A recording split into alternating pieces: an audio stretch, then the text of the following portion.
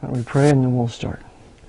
Father, we thank you, Lord, for this morning. We thank you for Timmy that came this far distance. Pray a blessing upon him in his work here, and to the end that the truth of the Jesuits might be circulated even more. We ask these things in Jesus' name. Amen.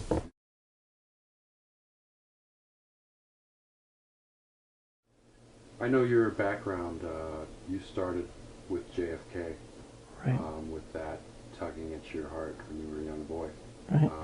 Tell me a little bit about that. Okay. I was raised in an Irish Catholic development called Tara Hills, and the land was sold by an Irish Catholic lady to a developer whose provision for sale was that every street would be named after or with an Irish name. So there was Kilkenny, and there was Cornelius, and there was Shannon, and there was Kevin, and Flannery. Well, I grew up on Limerick Road, 2700 Limerick Road in Tara Hills. And the first, actually my first school I went to was Pullman in Richmond, but it was an all-black school. So my parents moved all to a white neighborhood, white Catholic neighborhood, which was Tara Hills there. And there I went from first grade to sixth grade. So when I was in fourth grade, my teacher her name was Miss Beals, and I was desperately in love with her. Okay. And she came in the classroom crying one day, and terribly disturbed me. What could make her cry, you know? And she said, the president's been shot. And so there was an announcement, and that was a very traumatic experience for me at that time. So I went home, and then my mother told me the same thing. She was crying too, and so we went through the whole thing. I was playing in a group at 10 years old, playing lead guitar, and we had a practice that evening, and the bass player, we were at his house, and we watched what happened, and then about a week later, or several days later, we watched the funeral. And so it affected me, it disrupted my life, it was an emotional trauma, and so I determined that someday I would find who did this, on and off. I can remember Lyndon Johnson on Air Force One being sworn in on that Roman Catholic missile. Sarah Brady there. And he looked guilty. He had guilt written all over his face. And I could see Jackie there. She was obviously grieving, and she was obviously, to me, as 10 years old, holding something in that she knew she couldn't say what she wanted to say.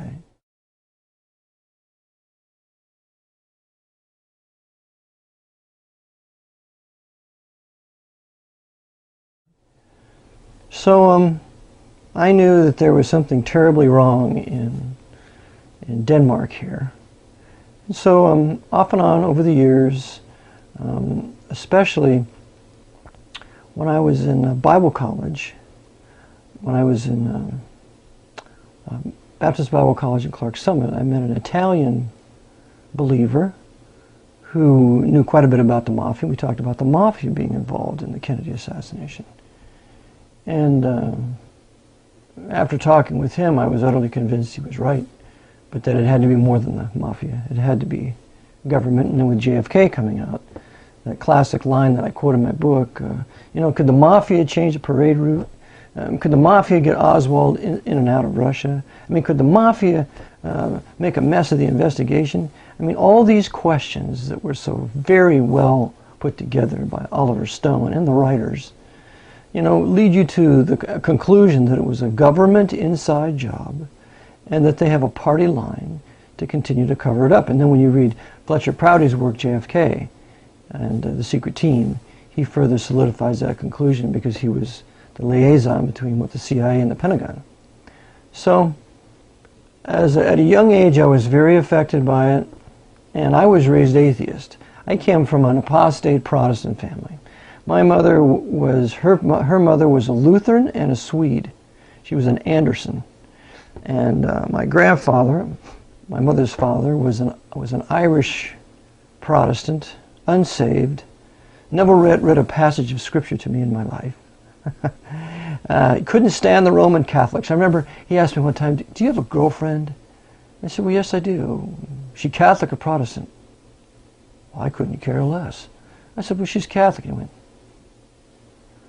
I said, well, she's very nice to me, and she's just, her mothers were great, and her father's nice. Her father's an electrician. I mean, we're sharing Christian.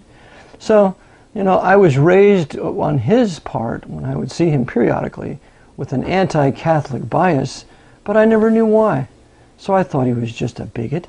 And then I found out years later that my grandfather was in the Ku Klux Klan.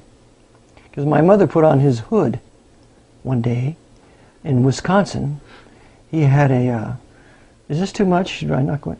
One day, okay, he had a hood, or she had his hood on, and she was running around outside. My grandmother ran in, Ethel, get in here. And so she was threatened with a whipping for running around with my grandfather's Ku Klux Klan. And this was, she was, well, for fun. Just for fun. Just for fun, right? Scare the kids? Yeah, I don't know why she did it. She just thought it'd be a plaything, put the hood on, and run around. Well, this was in Wisconsin. This is not in the South. Because remember, the Klan in the North is just as much, if not more powerful than the Klan in the South. Indiana, those places like that. So, he was also an orangeman.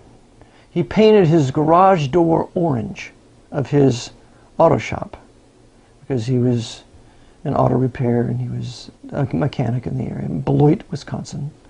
And so he was in the Klan, he was an orangeman, and he couldn't stand Roman Catholics. And the blacks, for that matter, now that I remember. I remember we were trolling one day in Folsom Lake, and there was a white guy fishing with a black guy, and he said, I don't know why these white guys have to hang around these blacks. And I didn't know what he meant by that because I was pretty much raised around blacks. So that was my maternal grandfather. He was a very good man to me. He loved me dearly. I was like his son. He always wanted to have a son. And then on my paternal grandparents' part, they were communists. And they hated Nixon. They called Nixon Nittler, from Nixon to Hitler. My grandmother, who was a very intelligent woman, considered the Battle of Stalingrad a great, mighty battle vindicating communism, not knowing that all the military hardware given to Stalin was from Lend-Lease, $11.3 billion worth from Skull and Bonesman Averell Harriman on orders of 33rd degree Freemason FDR, on orders from Knight of Malta and secret advisor Jesuit Edmund Walsh.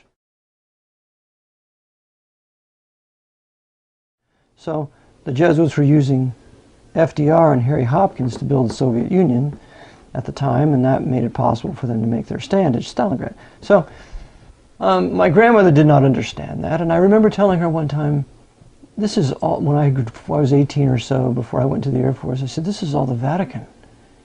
She said, oh, Eric, you're out to sea in a rowboat.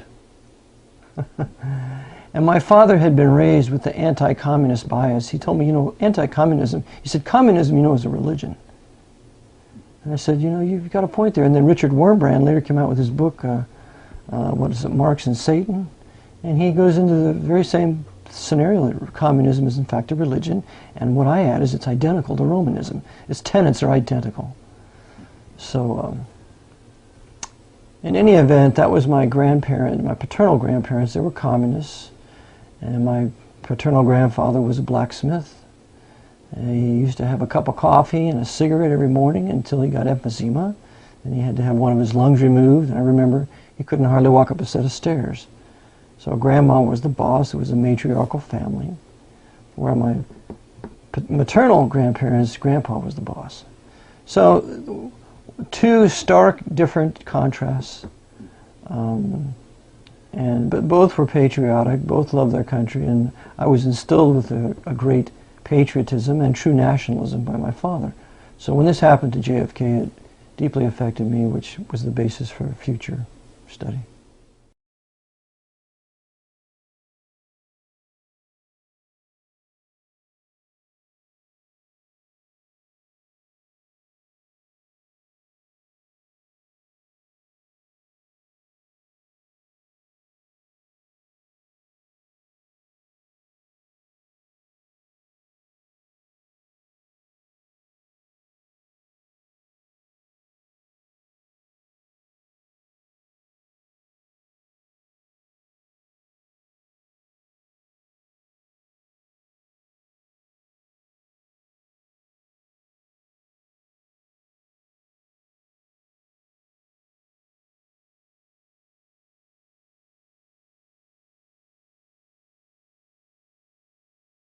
In that statement, he was on the right side. Okay. I agree with every word that he says there. I do too. Every word. But you said in this statement. In that statement. For example, Proceed with that. okay, we have to look at Jefferson a little bit more here. Jefferson could never have been the representative of the Virginian people had he had any other views than those. Because the Virginia people were white, they were Protestant, and they were Baptist. And those white Baptist Protestants, all of them Calvinists for the most part, would never have sent Jefferson to the Continental Congress or the Constitutional Convention had he advocated anything other than that. So the Jefferson is an example of God using an ungodly man for good purposes, and we can never forget that. When God's people obey him and do the right thing, the Lord will divide the camp of the devil, and he will use certain of the devil's servants for the benefit of his people. And Jefferson is an example of that. Franklin is another example of that. Thomas Paine is another example of that. So Jefferson, as you know, was a deist, but he was also involved with the Grand Orient Lodge of France, which was Jacobin. And the Grand Orient Lodge of Paris, France was completely controlled by the Jesuits. It had become Illuminized. And we must always keep our distinction between Freemasonry, low-level American Freemasonry at that time, and Illuminized Freemasonry. Okay, explain that. Okay. Freemasonry was formally revived in 1717 in England. England became the Grandmother Lodge. It is a fact that the purpose for the formal revival of Freemasonry was to restore the Roman Catholic Stuarts to the throne of England, because they had been driven out in 1688, the Glorious Revolution of 1688. William and Mary come take the throne in 1689, set forth the Bill of Rights, of which comes our Bill of Rights, from which comes that. And so the Jesuits were foiled at the Battle of the Boyne in 1690 when William III fought with the armies of Louis XIV and King James II. And Louis XIV and King James II were absolute and total Jesuits in their heart, souls, and kingship. They even called themselves Jesuits. And Louis XIV had, I believe, nearly a 60-year reign in France. He began his reign, I think, at the age of 14. And Hollywood depicts him as a great king in one of DiCaprio's movies, The Man Behind the Mask. Goes on to say Louis XIV became one of the greatest kings of France. He was a vicious, adulterous, murderous traitor, killed out the Huguenots. The revocation of the Edict of Nantes in 1685 drove them out, totally destroyed the productive capacity of France. He destroyed the best of his population. Louis XIV was wicked. And so the Jesuits, in using Freemasonry, they revived it in England in 1717 for the purpose of using certain Protestant rulers and leaders to bring them into the Masonic Lodge, camouflaged as something virtuous. And but unbeknownst to many of them, it would be used as an engine for papal restoration in England. Well, in 1754, the Jesuits at their College of Clermont in Paris, France, wrote the first 25 degrees of Scottish Rite Freemasonry. And I have that quoted in my book. I have the source. It's in a Masonic quiz book, Ask Me Another Brother, written by the Masons. So the Jesuits were the authors of the first 25 degrees of the Scottish Rite. And even Madame Blavatsky will tell you in Isis Unveiled that the Jesuits are the true authors of every rite of Freemasonry. And she would know because she was a Jesuitess and a co-Mason. So we have the revival of Freemasonry in 1717 and the Jesuits seeking to use it as an engine for papal restoration. But what happens is God sends the first Great Awakening in the 1735-1740 era with the preaching of Jonathan Edwards and George Whitefield. And shortly thereafter, you have the first great Masonic schism in about 1750. And this divides the Masonic Lodge from the Continental to the English. And the English Masons and the American Freemasons ceased to be an engine of conspiracy for the Jesuits because it broke away. This is why, to a certain degree, I support Leo Zagami. If he wants to have a Masonic schism, I say praise God and let's get it on. Divide the Masonic camp. So even though he may still be working for high-level Freemasonry, maybe even he's a Jesuit agent, I don't know, but I'm for him causing Masonic schism, because if it wasn't for the Masonic schism, you would have not had the suppression of the Jesuits in 1773 by the Pope, or their expulsion from Portugal, Spain, and France, all done by Freemasons of those countries. So I advocate a Masonic schism. And so at the time of the Revolutionary War, when it started in 1775, we're in the midst. We had a Great Awakening. The Great Awakening caused a great nationalism to arise. The result of the Great Awakening was our armies were filled by white Anglo-Saxon, Protestant, Presbyterians, and Baptists to fight this war of tyranny against King George III. And George was a total tool of the Jesuit order. King George III took in the Jesuits when they were suppressed and kicked out of all the Roman Catholic countries in Europe. When the Pope suppressed them in 1773, King George takes them in after one of his ministers had a secret council with Jesuit General Ritchie. So England becomes the dumping ground of all the European Jesuits. And so they then implement their tyrannical, their Council of Trent in attempting to destroy Protestantism in the colonies by afflicting the colonists. The Navigation Acts and so on. You can only use English shippers. Under Cromwell, the colonies could use any shippers they wanted. We had true freedom of commerce under Cromwell as when we had colonies. Well, not with King George III. You can only use English shippers. And they jacked the price up and made it impossible to make a profit, just like they're doing to us now. No matter what you do in your business enterprise, you cannot make a profit now. And so they were doing the same thing to the colonists. Well, the English Freemasons and the American Freemasons were working together. They were anti-King George III, anti-Pope, and so they were involved in the Boston Tea Party and involved in some of the great movements that led to the American Revolution. But the Revolution was Protestant. It was based upon Protestant principles. It was carried out by a white Protestant population. There were 3 million people in the colonies, only 30,000 Roman Catholics and 24 priests. The rest were all white Anglo-Saxon Protestants. We had, I think, 500,000 black slaves at the time. I think that's what Blake says in his History of Slavery and the Slave Trade that was written in 1860. But the white population was Protestant. And we were driven here by the Inquisitions of Europe.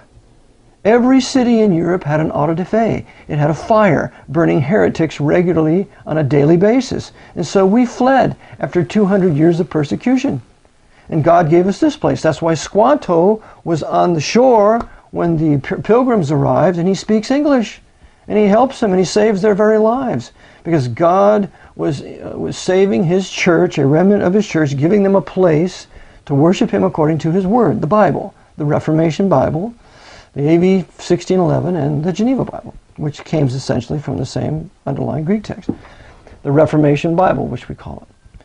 So we have the English and the American Freemasons separated from Grand Orient Freemasonry on the continent, which includes not only the Grand Orient Lodge of Paris, it's going to include Frederick the Great.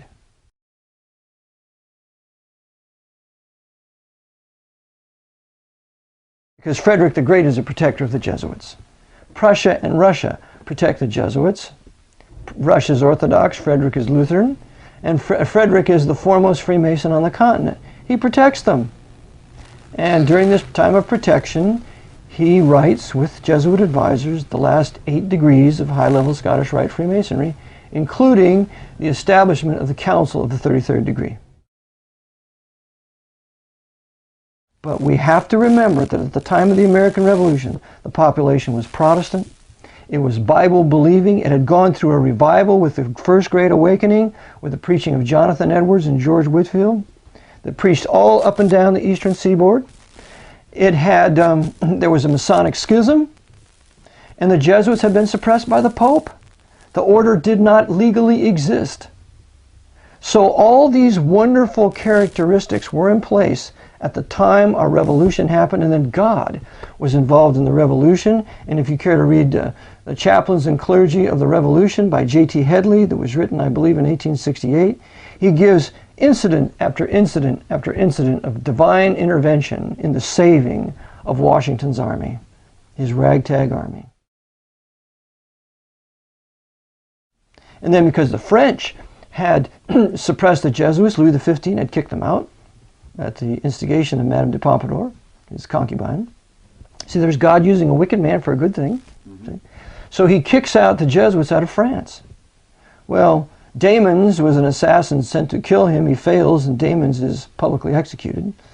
But when Louis XVI comes to power, he still has the expulsion of the Jesuits in place. And it's under Louis XVI that Marquis de Lafayette comes over here and helps Washington. And Marquis de Lafayette was called the boy general.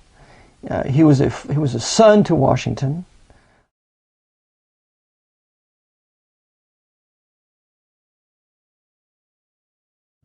They, according to Headley in his Life of Washington, his son sometimes would sleep with Washington, but it was nothing sexual.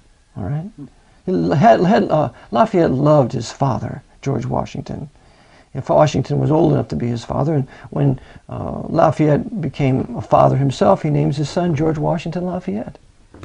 So Lafayette was a Mason, a low-level Mason. He hated the Jesuits, and Lafayette said that if the liberties of this country are ever destroyed, it will be by the design of the Jesuit priests. I have that in my book. So Lafayette couldn't stand them. Washington knew all about them. And so God used this schism in Freemasonry to unite a Roman Catholic noble named Lafayette with Washington, the Episcopalian, who later was a Baptist because he was baptized by his captain, one of his captains who was a Baptist pastor, John Gano, in the Hudson River. And there's a man, a historian, that's devoted most of his life to validating and proving the point, and he is quoted in William Grady's How Satan Turned America Against God, his volume 1. So, in fact, Washington gave Pastor Gano his sword, and I have a picture of it in my book.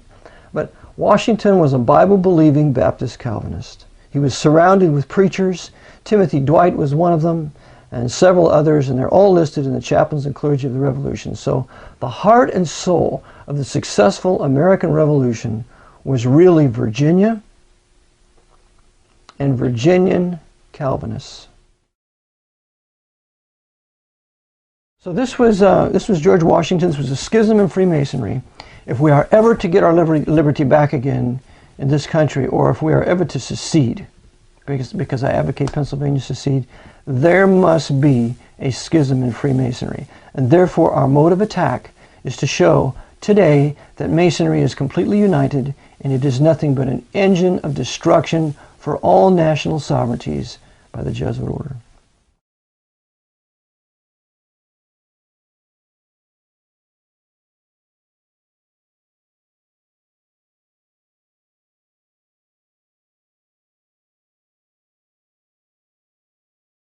In 1868, our country was changed from a Calvinist republic to a Jesuit empire. In 1787, when the Constitution was ratified, we can say that's the beginning of our nation as a Confederate republic or a federal republic of sovereign nation states. Every state, all 13 states, were nations. According to the Dred Scott decision, every colony became free, independent, and sovereign. So they were all nations. And therefore, as sovereign nations, they had, if they wanted to enter into an alliance, they had to form a confederation. To form a confederation for a more perfect union, because the first union was a confederation of sovereign states. In fact, it's called the Articles of Confederation. So the Constitution, to form a more perfect confederation, which is also called a union, It was gathered together, and we have the Constitutional Convention. It's finalized in, 90 days. And in 1787, 8 of the 13 colonies ratify, 8 of the 13 states ratify, 8 of the 13 nations ratify. And a more perfect union, or a more perfect confederation, is created at that time. They're still free, they're still independent, and they are still sovereign, and they still have the right to secede if their state, if their nation comes under threat of having its rights and its sovereignty overturned by the limited small central government that it had established. To further this point, the foremost documents that prove that this was a limited Confederate republic are the Virginia and Kentucky resolutions of 1799. The Virginia and Kentucky resolutions of 1799 were written by James Madison, a Baptist, Calvinist who was not a Mason, and Thomas Jefferson, who was a deist and a Freemason, and probably in alliance with the Jesuits because he spoke well of Adam Weishaupt. He was an Illuminized Freemason. However, he still advocated right principles. Again, God using an ungodly man for a good purpose. So they declared in those documents that the Constitution established a federal union of sovereign states, and to the Constitution, to the federal government, were delegated certain and specific powers.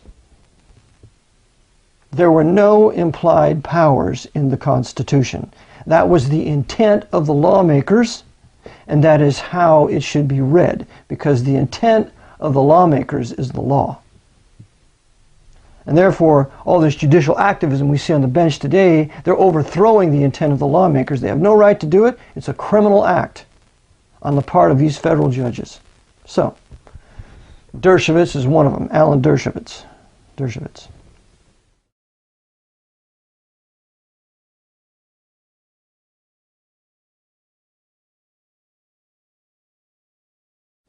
So, even though he's not a federal judge, he says the intent of the lawmakers means nothing. Well, this is the typical socialist, communist, neo-Nazi, fascist position of all your federal district judges. They don't care what the intent of the lawmakers is. And this is a crime. This is a reason to secede. Virginia, Kentucky resolutions, it was a limited federal republic where certain specific limited powers were granted to Washington. And apart from those specifically named in the Constitution, it has no power. And so we lived under a wonderful government from 1787 to 1868, really, at least in law, because the presidents couldn't go beyond their bounds. Like that, right? And it's still, yeah, right. It should be, but unfortunately, we know what the problem is. The problem is that in 1868, the 14th Amendment was passed, and the killer section of that amendment is Section 1.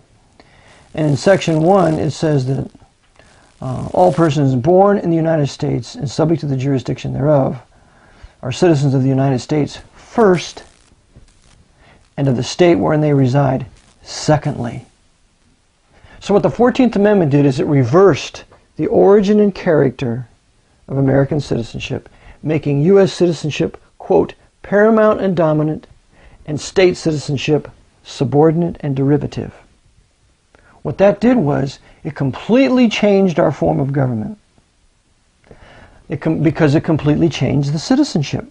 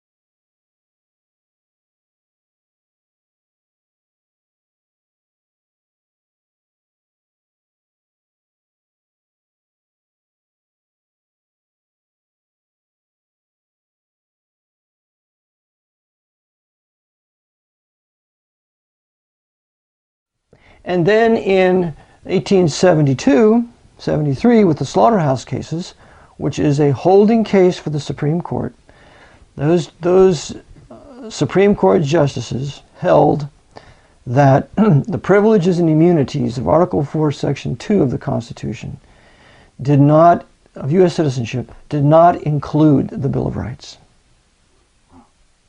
And this is exactly, this conspiracy of overthrowing our Bill of Rights was spoken of by Samuel Morse in his great work, Foreign Conspiracy Against the Liberties of the United States, that he wrote in 1835. That the Pope was out here sending his agents, his Jesuits, the Loophole Foundation, to overthrow the liberties of the people of the United States. And that's how they did it. The open attack was, oh, the South is behind the Confederacy, and the Confederacy is going to overthrow the country, and then the Confederacy will make America Catholic. That was the open but false policy. The Confederacy was too Protestant. The secret policy was the Vatican and England and Spain were backing the North and back the industrial area of the North. That's why they brought in all the Irish Catholic drunkards from Ireland after the Jesuits caused the Great Famine in Ireland by sending out 8 freighters a day out of Irish ports loaded with meats and vegetables and so on, because the Jesuits controlled Queen Victoria and British MI5 and the British Secret Intelligence. So they deliberately starved the southern Catholics of Ireland, where the majority of them died, to drive them to America to enlist in the Northern Army, and they were the drunken bummers that went down to the South and raped, pillaged, and plundered the Southern Protestant people with the blessing of the Vatican. Then they put the South under martial law for 2 years until those states, by force, under threat of a bayonet, would ratify the 14th Amendment. And so the 14th Amendment is passed under threat, duress, and coercion. In law, nothing is binding on you if you're down with a knife to your throat and you consent to it. So if that's the way it is for an individual, why isn't it that the way with the state? Why should any of the southern states be compelled to be under the 14th Amendment when they were forcibly put under a bayonet under martial law, divided into 5 regions in the South under 5 Union generals, one of them being General Sheridan, a Roman Catholic. And then you had Butler the Beast in New Orleans, and you had Sherman, and just a bunch of savage northern generals treating the southern people despicably, deriding them over slavery when the vast majority of southern slaves were treated well by their masters, unlike the slaves in the West Indies. So they put the South under martial law till they consented at the point of a bayonet to ratify. And then when that happened, it changed the origin and character of citizenship, and therefore we have a whole new country. The deception is they kept the name of their new country the same name as the old country. They should have called it the American Empire rather than the American Republic, because the Jesuits corrupted our republic just as the devil had done with the Roman Republic and converted it to an empire under Augustus. So what was once a limited republic in Rome now becomes an empire. And with an empire, nobody has any absolute rights. And the purpose of an empire is twofold: to go to war and to pay a tax. As long as you go to war and you fight the wars of the Caesar, you fight the crusades for the Pope, and you pay the Pope's income tax, even though if you're in the private sector you don't owe it, you're okay. You're a patriot. You're a great guy.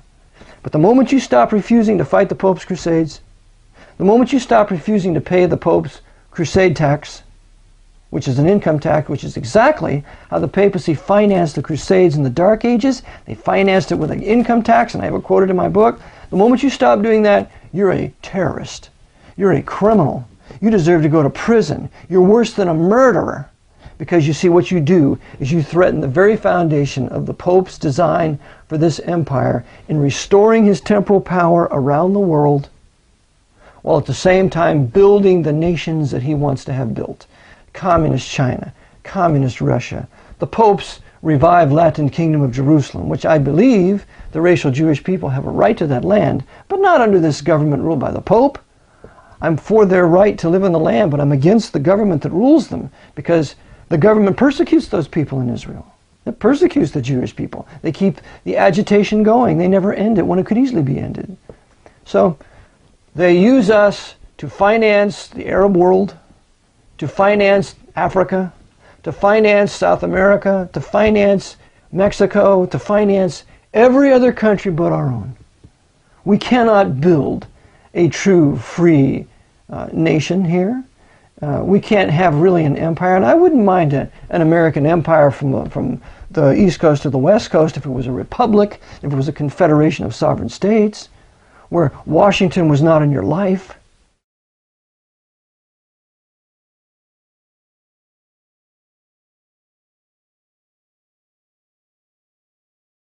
Like it used to be, not in your life. Because we have all the highest technology in the world. We have freedom of conscience when it comes to science. When freedom of conscience is applied to science, we invent light. We invent electricity. We invent anti-gravity. We invent all the electromagnetic science. It's all here. And anybody else who invents it, like in Germany, for example, is because they have a limited amount of freedom that they inherited from their Protestant Reformation in Prussia. But there are no Roman Catholic nations excelling in inventions, and because they have no freedom of conscience. They've been hammered down by the priests. It's not that they're stupid.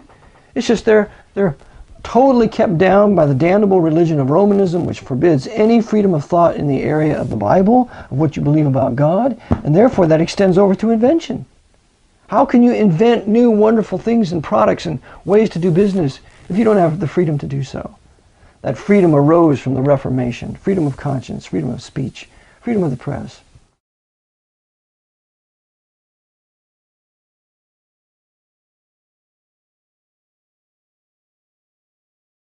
So, we are not allowed to build a nation.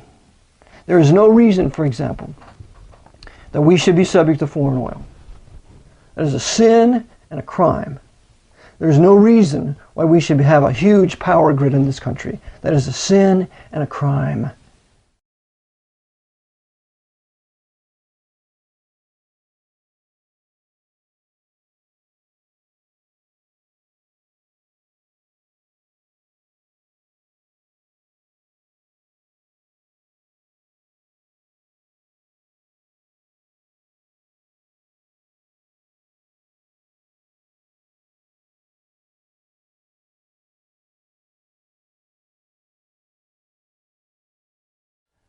The Dark Ages was formally broken with the Protestant victory in the First 30 Years' War from 1618 to 1648.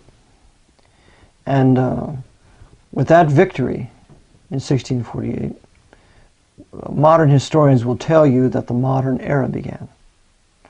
And that was the formal end of the Dark Ages. 10 million people died in the 30 Years' War. It was a war of annihilation against the German Protestant people. Well, in World War II, Dresden was the coup de grace, the finalization of the destruction. World War II, the second 30 Years' War from 1914 to 1945, was the final destruction of the Reformation in Germany. It's been destroyed. Prussia ceased to exist as a nation in 1946. And the foundation for that judgment and cession of that Protestant nation was because it was taken over and infested by high-level Freemasonry, beginning with Frederick the Great of Prussia. It should never have allowed it, and that's why I advocate the shutting down of every Masonic lodge in this country. Every one of them. I don't care what they're affiliated with, how many good deeds they do. They're an engine of destruction for Protestantism, because it's Luciferian, it's Babylonian in its religion, it's Egyptian in its religion, exactly as the Jesuits are, who wrote all the rites.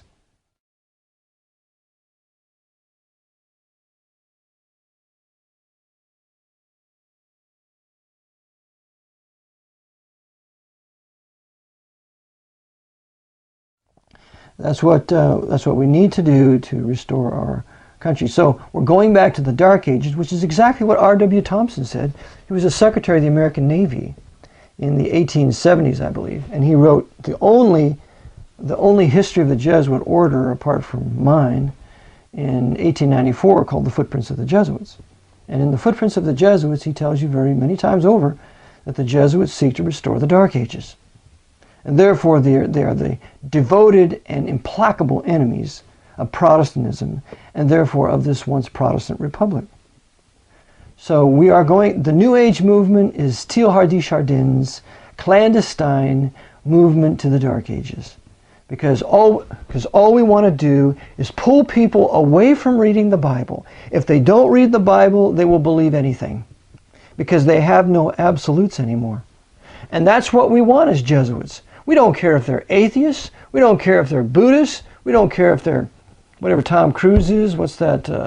Scientologists. We want them in anything and in everything except the AV 1611 Reformation Bible, because this is called an asp by the Jesuits. It bites us. It stings us. And we have to grab it like a serpent and turn it into a rod, as Moses did, so that it has no effect anymore on the population. And once it has no effect on the pulpits and the population, our quest for universal political power will be complete. So how do we do this? Well, we're going to have theosophy in the 1800s, and the modern day equivalent of that is the New Age movement, of which Teilhard de Chardin was the father of, and he was, according to my friend Christopher Strump, he was in the Office of Naval Intelligence while he was in China, bringing about his fraudulent hoax of the Peking Man. And then he was also later involved in the Central Intelligence Agency, this Jesuit. So anything they can do to tear us away from the Bible, and most assuredly, you have to get the Bible out of the public school. This abomination cannot be read there. After all, we have to have separation of church and state. By the way, Jefferson never met the separation of the Bible from culture.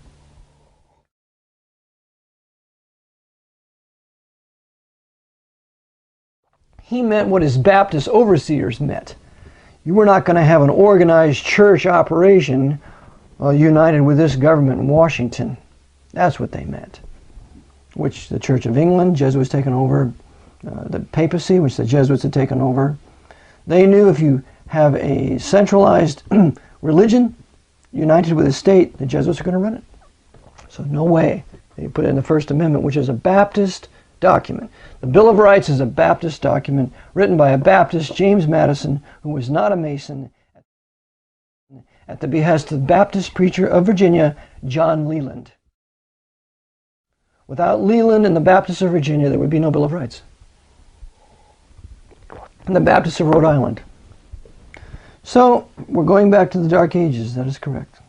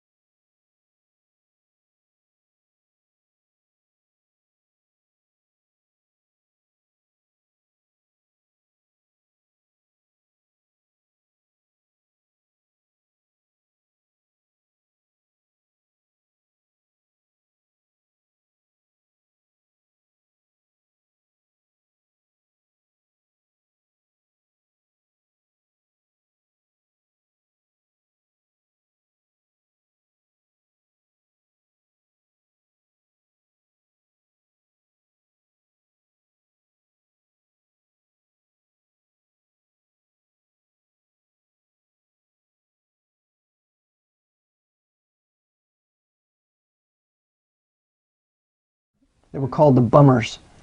They were called bummers because they went and they pillaged all the plantations, cut down the drapes, raped the women, incited the blacks, they had a loving relationship with their masters, so the blacks were against these bummers. They hated these Yankees. And the blacks would even take their little girls and hide them in the swamps from the white Irish Catholic bummers so they wouldn't be gang raped by the Northern Army. And the Northern Army engaged in lots of gang rape on the black women and their daughters. And so the black Southerners hated the Yankees and they wanted nothing to do with them. That's one of their major fear tactics. When you ravage and insult the womanhood of the people you're attacking, that greatly demoralizes them because they will do anything to prevent that from happening. They will surrender their guns, whatever. They will really stop resisting.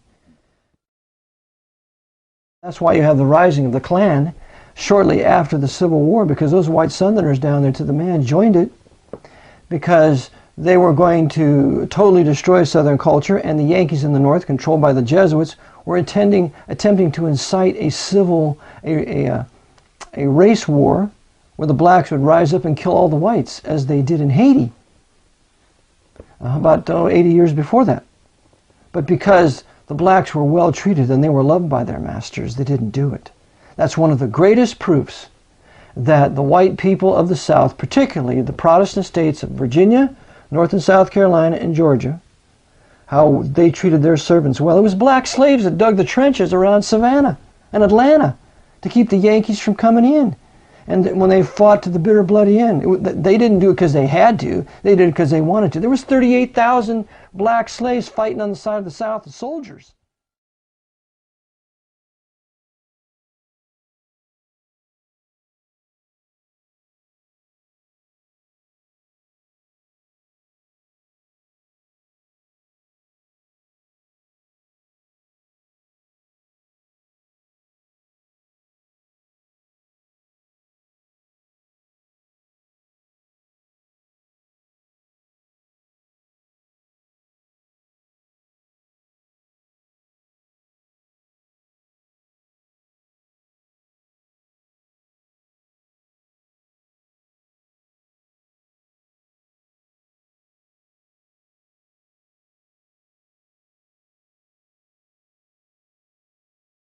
Because they knew these Yankees, when they were coming down, that they were going to pillage the place. And they did. So, that was a war of annihilation. It was intended to destroy the white Protestant Southern people. The Vatican could not stand the thought that there were white Protestants who were benefiting from slaves. Now we have to remember that the institution of slavery is not condemned in the Bible. We are constantly lambasted with this propaganda that slavery is a sin. Slavery is not a sin. There are people that are fitted to servitude, and there are a lot of white people fitted for servitude. Mm-hmm. And when the government seeks to prevent that natural incident from happening, it has to implement socialism. And this is what the Jesuits want. Universal socialism means the destruction of the middle class. The destruction of the middle class means the enthroning of the nobles, because the nobles aren't paying income tax. They know how to get around it because they wrote the laws. So the purpose of the IRS is to enthrone the corporations, the cartel capitalist corporations, and to destroy the white Anglo-Saxon Catholic and Protestant middle class, because the white Catholics have benefited under this American form of government. And therefore the Vatican does not consider them true Catholics. So they're on the hit list, and that's why the Vatican is busy forcing miscegenation down the throats of not only white Protestants, but white Catholics too. Because you have to do away with the white race. Once the white race is neutralized to force miscegenation, then you can never have another Reformation, because no black nation was ever used to bring about the Protestant Reformation. The greatest servants in the world are white of the Lord. The white man wrote all your systematic theologies. Look at Ridpath's history. Look at Encyclopedia Britannica. Look at all your lexicons, the Greek New Testament. Who put that together? White men. It's a white man's language. White men did it. God used the superior race to bring about the Reformation, to whom much was given, much was required. Not like I have something to boast because I'm white. I have a superior responsibility. I have a superior responsibility to resist tyranny, because the greatest workers of iniquity are white. The Black Pope is white. All the papacy is white. They have token blacks there that are cardinals, but they're just token. The most wicked men in the world are white. Therefore, this is a war between white men. Righteous white men versus wicked white men. And the blacks can either side with us, submit to us, and help us, or they will side with our oppressors, as they are now. Yes, I have been called a racist. Now, I'd like to define the term. There is such a thing as a hateful racist. This is what we're all familiar with. The Ku Klux Klan, first coming to mind. The Nazis, next coming to mind. But we forget about the Nation of Islam. See, those are black, hateful racists. and they don't get any bad press for the most part. The new Black Panther Party, they're hateful racists. Okay. But hateful racism always springs from an injustice done to that race by the race that they hate. Okay? So you have the Ku Klux Klan arising as a result of the Yankees, of the Northern Yankees coming down and inciting the blacks to commit rape and murder to many thousands of white women. Well, the Ku Klux, so the white men of the South say, we're not putting up with this. We're going after these carpetbaggers, our Southern traders. We're going after these Yankees, and we're going after these savage blacks that are raping our women.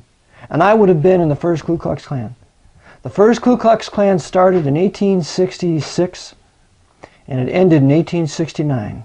Nathan Bedford Forrest was a nominal Mason, but he was not a practicing Mason, just like George Washington. George Washington was not a practicing Freemason. He entered the lodge once or twice during the last 30 years of his life. Nathan Bedford Forrest was the greatest cavalryman of the Southern Confederacy, and he refused to watch the South be plundered by the Yankees and his white people forcefully miscegenated with the blacks. So that's why you have the first Ku Klux Klan. It was dissolved in 1869 because Nathan Bedford Forrest said it was too violent. And so he formally did away with it. Well, who picks up? Albert Pike.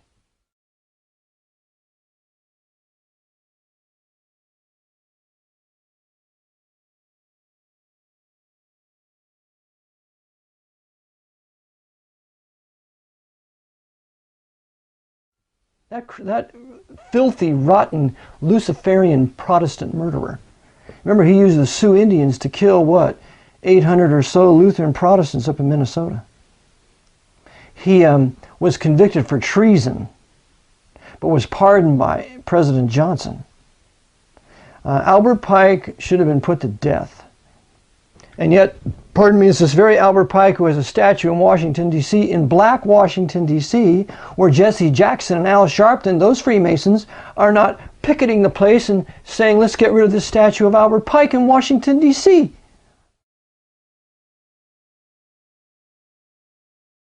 They oughta. I'd go right down there with them.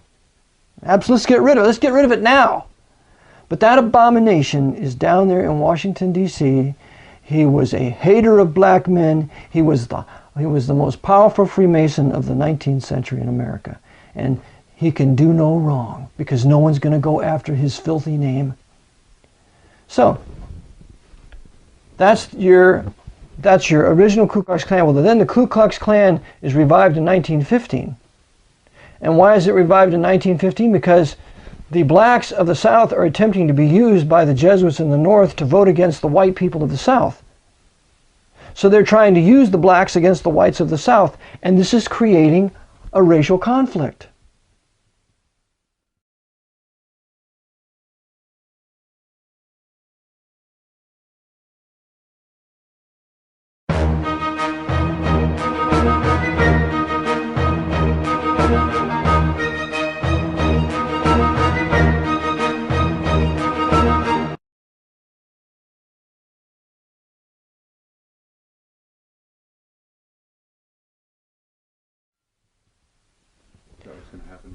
That's what's coming in the future.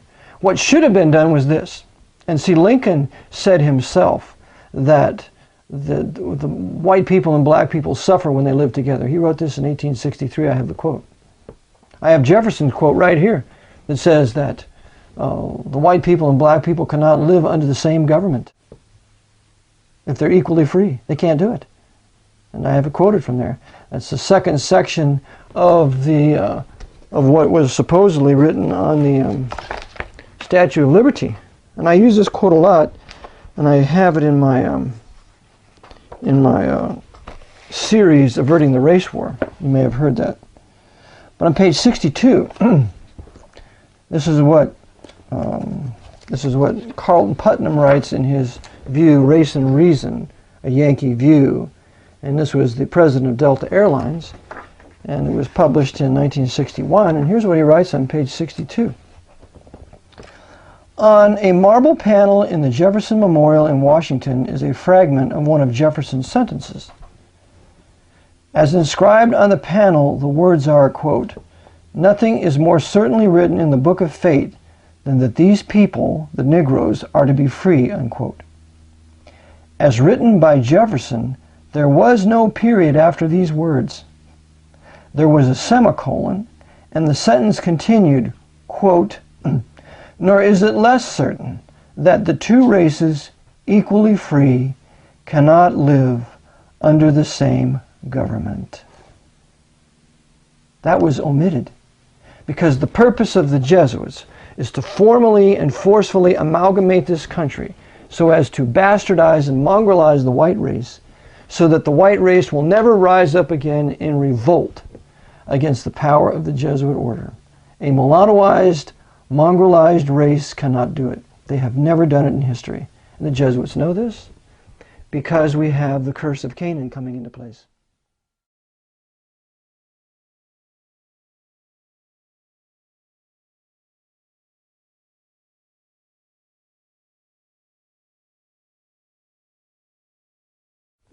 Now I realize this is not a popular subject, but it's the truth.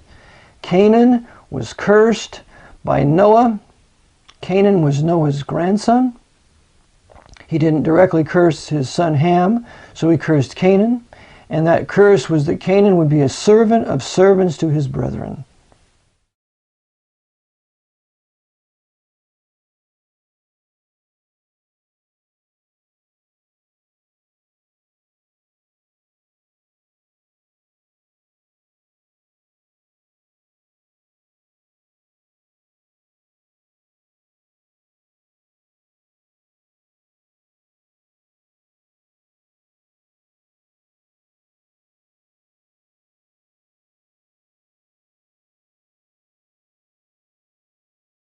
That Japheth would dwell in the tents of Shem, that Shem would be widespreading, but that Canaan would be the servant of Shem and Japheth.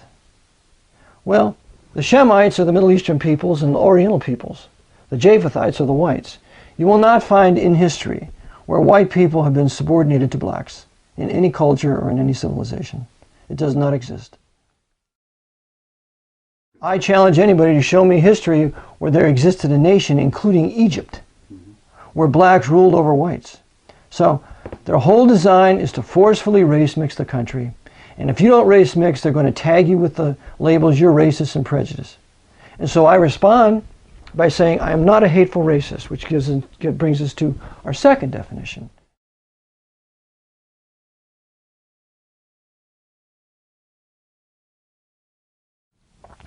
As I said, there is a hateful racism that is the product of evil acts done to an individual race by another race. That births hateful racism. For example, Malcolm X, I believe his grandmother had been raped by a white man, and his father had been killed by the Ku Klux Klan. So I understand his hatred for the white man. It's not right, but I understand it. Okay? And so that they made him, they fitted him for what he later became. But some of the things that Malcolm X advocated in the Nation of Islam were correct. Black nationalism is correct, just like white nationalism is correct. Black separation of white people is correct, just like white separation from black people is correct. Because that's how God intended it. That's why he created the races in the first place.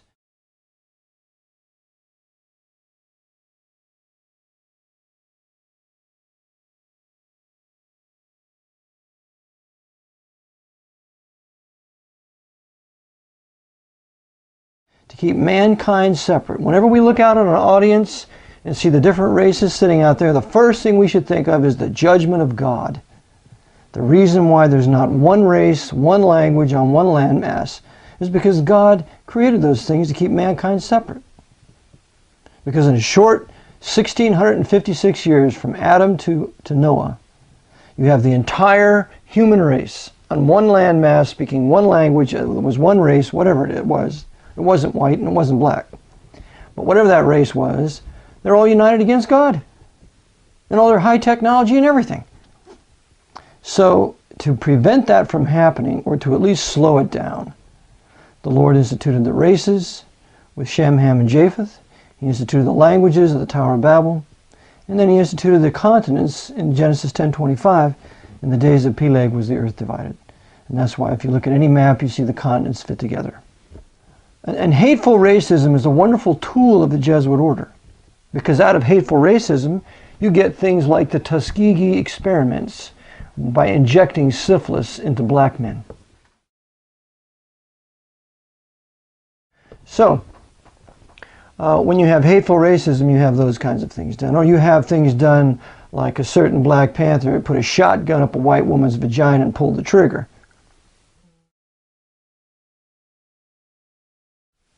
And now you see all this black on white crime. It's everywhere. All you need to do is turn on Cops or turn on a program before that. The vast majority of it is black on white crime. This is exactly what the Jesuits want. They want it. And they use their white Freemasons in the courts to not punish it. So you have the hateful racism, which the Jesuits capitalize on. They justify more police. They justify more prisons. They justify doing away with rights like gun rights. So we're going to run guns in the black communities, cause the gangs to fight and kill each other off, the Bloods and the Crips, and then we'll use that as a justification to take the guns away from everybody, including all the white people. That's what they're doing. So they love black on white crime. They promote it. They use their Louis Farrakhan. They use their Al Sharpton. And a black lady called me from Chicago, who is a radio show host, and she told me Al Sharpton's been an FBI informant for years. Not to mention the fact he's a Mason. So these black Freemasons, most of them mulattoes, because the mulattoes always betrayed their own race, the black race, into the hands of evil white men. So the Jesuits, they want mulattoism because the mulattoes will work against their own black race, those who are truly black, in favor of the white man who runs them. And an exception to this was Malcolm X, but you have Barack Obama, who's an example of this. You have H. Rap Brown, who's an example of this. You have Huey Newton, who was an example of this. You have Angela Davis, who is an example of this. All the key, Julian Bond, who is the head of the NAACP, all of them are mulattoes. They're the Pope's mulattoes. And what they're advocating is what? They're advocating more integration, more universal equality. It can't happen. So therefore the federal government needs to further tax the white man, steal money from him, to pour it down a sieve called socialism and affirmative action and more welfare and SSI, when it just builds more and more huge savage black communities, because when you give money to a person, it makes them irresponsible. There's more black illegitimacy now than there ever was during slavery, than there ever was prior to the civil rights movement. I have a black friend of mine, he's an older man. He said we were much better off when we had segregation. He said we had our own black schools, we had our own black communities. We were much better off morally, we had much less illegitimacy. Now with all this money given to all the blacks and forced miscegenation, integration, they have 70% of their children are illegitimate. That's just what the Jesuits want. Because now you have all these illegitimate young boys. They don't have a father figure at home that's going to whip them when they're disobedient, like I whipped mine. And so they're wild. And they grow up wild. And now they're perfect to be used for criminals so that they can commit crime, justify more martial law, send them to the prisons. In prisons they can be recruited into the Nation of Islam in preparation for the race war.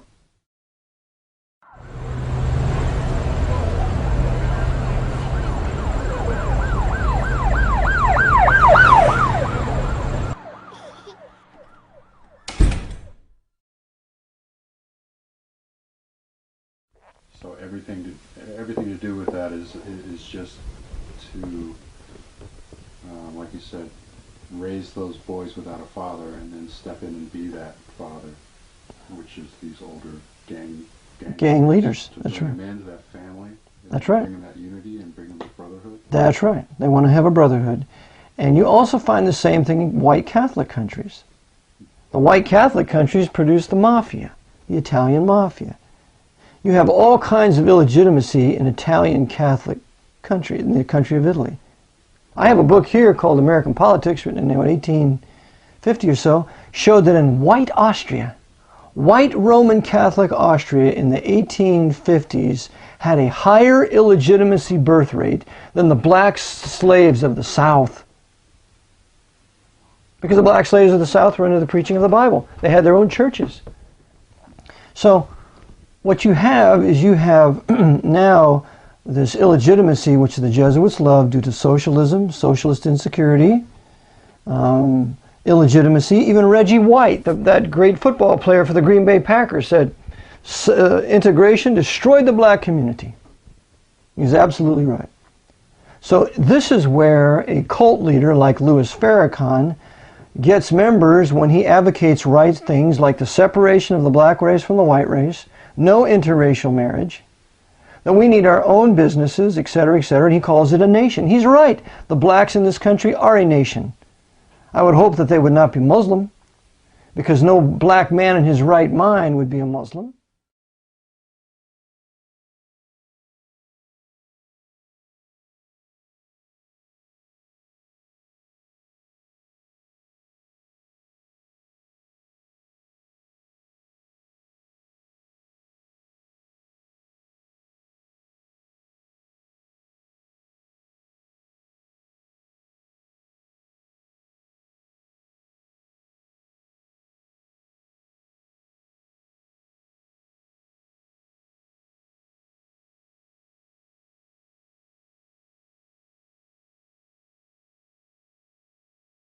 Because Islam and Romanism is the heart of the African slave trade.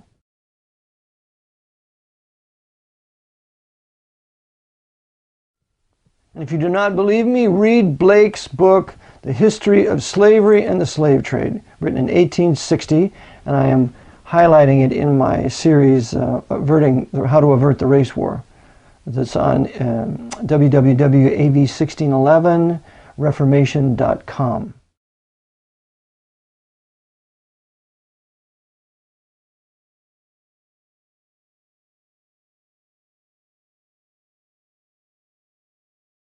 That's where you can download that. We have some 34 sessions of 40 minutes apiece.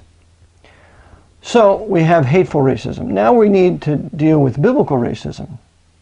And biblical racism has to do with a man preferring his own race, seeking to build his own race, seeking to build his own country that's composed of a race, a specific language, a specific history upon which a specific culture is built.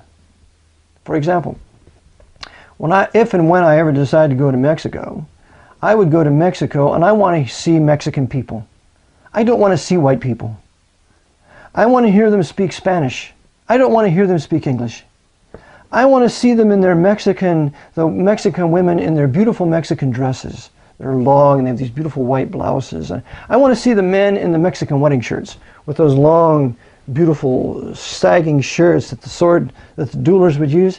See, they have I want to eat tacos. I want to eat Mexican food. I want to have guacamole sauce and things like that. I want to go to Mexico, and I want to go into a nation that has nothing to do with mine, racially, linguistically, culturally, or historically. I want to encourage that nation to keep their identity. So therefore, I say no foreign land sales. All the companies in your country need to be Mexican-owned. The Mexican people benefit from the profits. Mexico is full of gold. It's full of silver. It's full of oil. It's a nice place for a tourist to go because it has a beautiful climate. Mexico could be a wealthy country, but why it is broken is because of the papacy, because of the Vatican, because the Archbishop of Mexico is the Lord and Master of the whole country. And because he's brought in American cartel capitalist corporations run by the Pope to take all of its natural resources. It's ruined Mexico. That's why we have an alien invasion of Mexican Roman Catholics. They've wrecked it. It's a gang war. It's a dope haven, all because of the Vatican's Central Intelligence Agency, mafia, working with the Mexican families in Mexico, and that's what they've done to their own people. They've destroyed any possibility of a middle class, and only the nobles rule, and everybody else is to be shorn and eaten by these criminals. Knights of Malta, high-level Freemasons of America and other nations working for the papacy. So when I go to Mexico, I want to be Mexican. I want to see. And then when I want to leave, I want to go back to my country. That's white. We speak English. We have organic hamburgers on wheat bread. We have Celtic sea salt. We don't have any of the junk food. In other words, my new white nation, all the junk food's gone. We don't have any of the rotten ice cream made from plaster of Paris, and we don't have Morton salt. We don't have the Jesuit order sugar cane, sugar processing. That's why I refuse to eat sugar. I refuse to eat C&H sugar or any of the other processed sugar, number one, because it's poison. You might as well eat heroin. And number two, that the slave trade was prosecuted, was carried out under the guise of providing the black slaves from Africa to the sugarcane fields in the West Indies. So slavery brought the curse of white sugar on the white people of the world. So I refuse to eat white sugar because that enhances or gives a blessing upon the African slave trade that was run by the Pope and Islam. Even though England was involved, the Royal African Company, the Royal African Company of England, run by Charles II and his brother James II, was completely in the hands of the Jesuits, and they had a monopoly on the slave trade at that time.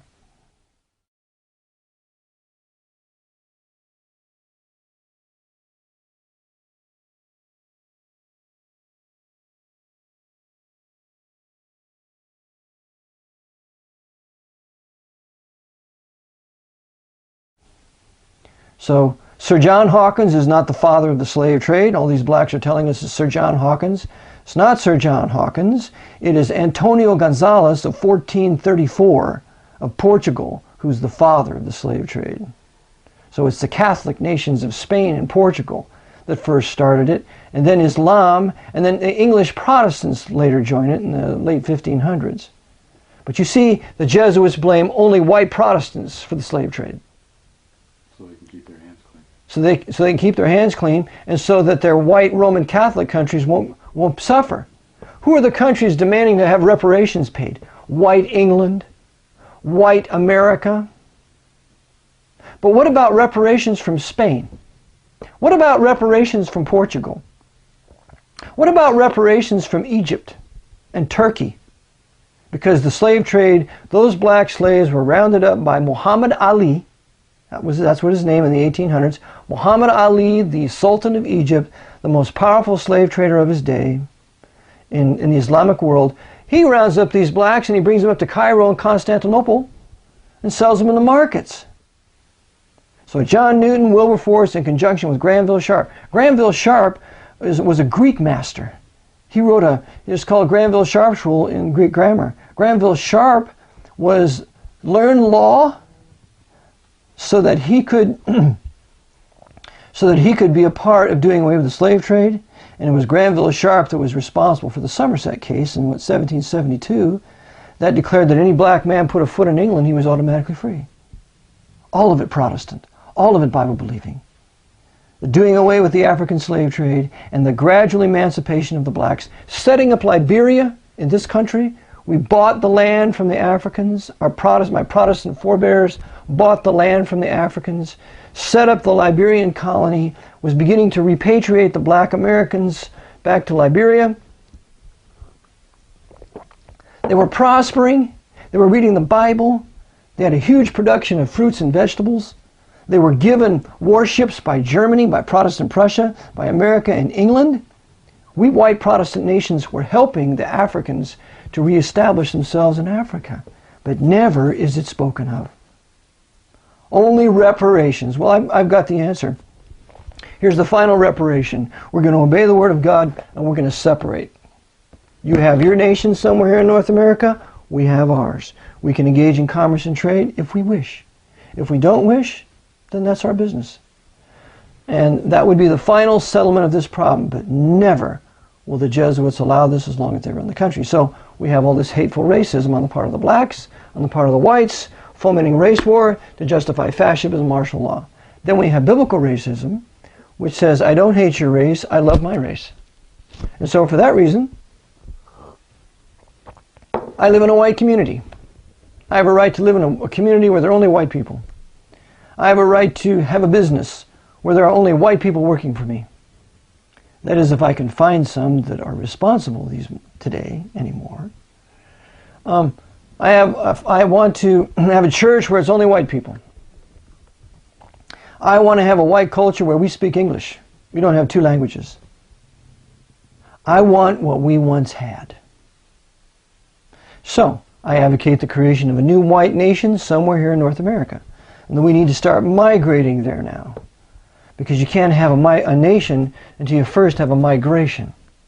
The problem with migration is we have a filthy federal government that says it's against the law for you, white boy, to set up a white community. That's illegal. So they have forbidden any possibility of a white migration where we can be white to the end that we would set up a new nation, because they made that illegal in this country. So that shows you the criminality of Washington and the Jesuits who run it. So God will have to get involved. But the point is that the Christian men should prefer their own race. If I was a black Christian, I would prefer my own race. I would want to live around my own people in a place other than a ghetto. If I was a Mexican, I would want to live around my own people. If I was an Arab, I want to live around my own Arab people.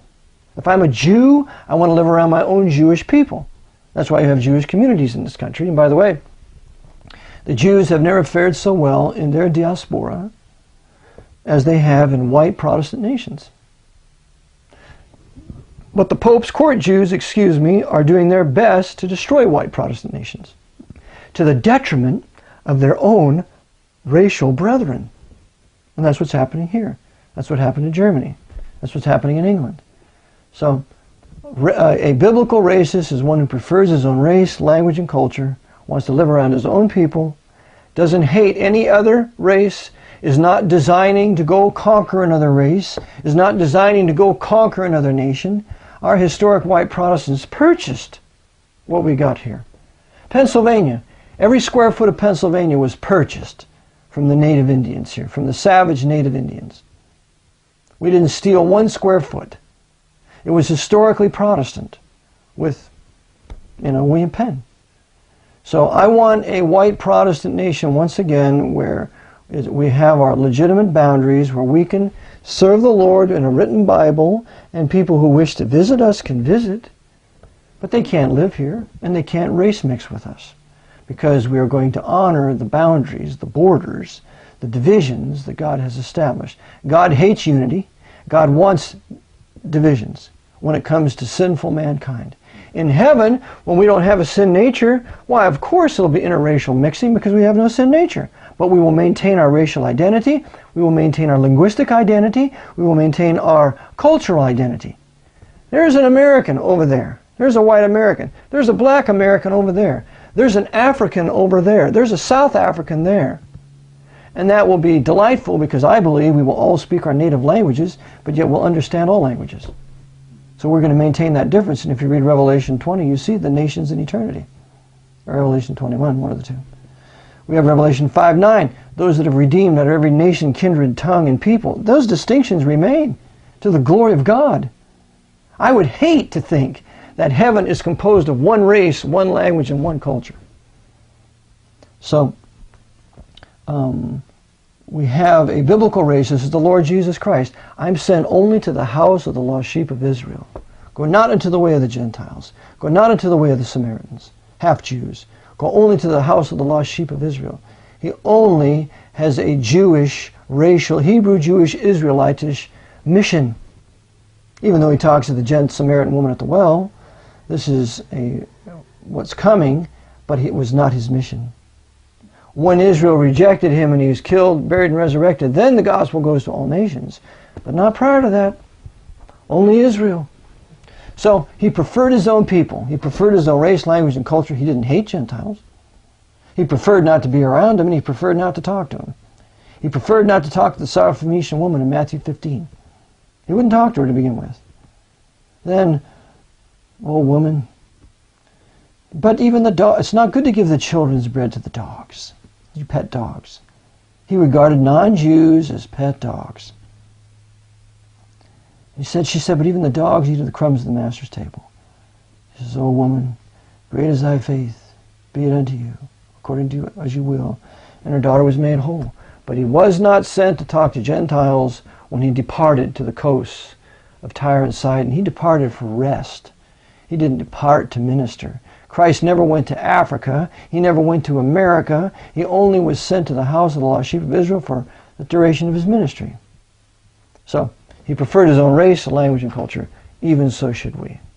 And when we do that, we have respect for other races.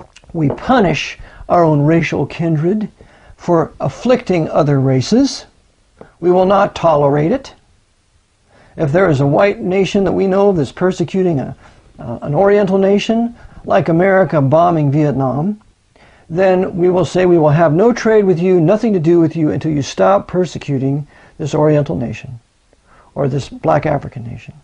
And so we don't partake of other nations' sins. We keep aloof from that.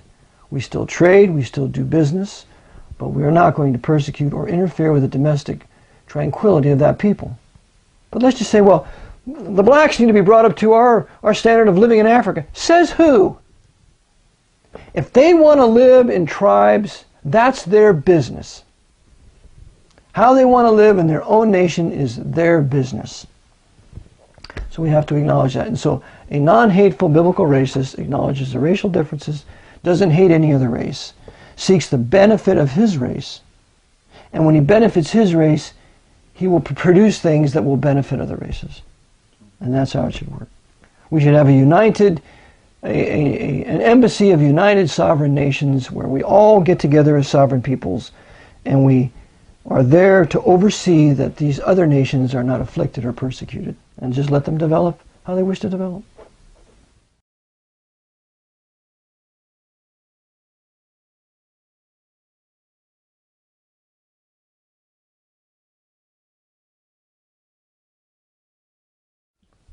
And how politically incorrect is that in today's world? Totally. Because that would go right against Satan's government. Satan's government. See, for the devil to implement his new world order under the Pope, on the final risen Pope that will be murdered, come back to life, and be the Antichrist in Jerusalem, for that to happen, you have to race mix everybody. You have to culture mix everybody. So you have to bring people of other nations into your country. So you have no longer a common race, a common history, a common culture, or a common language. And then, when you have this, then you can foment wars and agitations and crime, race on race crimes, nation on nation crimes. The Irish can persecute the Italians, etc. And when you have that, that's what we want, because now we can justify more law, more prisons, more police, and that's what we want. We want a disarmed, homogenated population that is completely without any foundation or bearing in its past. And then we can control them by fear and get them to fight our wars and work for us in our corporations and make sure they reproduce, show them plenty of pornography so that will stimulate them to fornication and adultery so they can produce their replacements that will have no fathers or mothers. We're going to run plenty of crack cocaine into their neighborhoods so we can destroy all the black mothers, so we can get those little black boys and we can make them into killers and savages and gangs, which is exactly what we want. And show it on the news. And show it on the news. Show a white man out of their gun. Yeah, to con the white man out of his gun. The white Protestant. Because the white Roman Catholic has no boast as far as gun ownership is concerned. There's no white Roman Catholic nation in Europe that has a right to own a gun. And they've taken the rights from the Protestants away from England and Scotland and Canada. And so that's the design. There has to be universal gun confiscation. And the great bulwark are historic white Protestant peoples who realize the importance of the sword of just defense, as Knox called it. That's why I advocate on my broadcast, every white man needs to get armed. Personal defense, building your body, carrying weapons, learn how to use a knife and a gun so that you can defend yourself and your family when you have to live in this forcefully race-mixed, culture-mixed culture until we can get our own nation.